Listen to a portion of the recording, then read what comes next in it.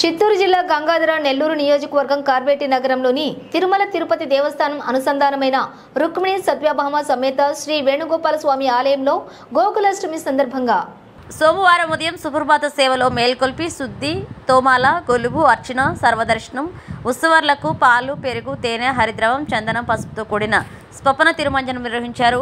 రెండవ గంట సర్వదర్శనం సాయంత్రం ఆస్థానం సర్వదర్శనం బొబ్బిలి సంస్థానానికి చెందిన విఏకే రంగారావు వారి వారసులు మహేష్ కుమార్ వారిచి ఆలయం వద్ద నృత్య నివేదికలతో భక్తులను ఆదరించారు. ఇక స్వామివారి సన్నిధిలో చిన్నారులు శ్రీకృష్ణ గోపిక వేషధారణ చూపర్లను కనువిందు చేశారు.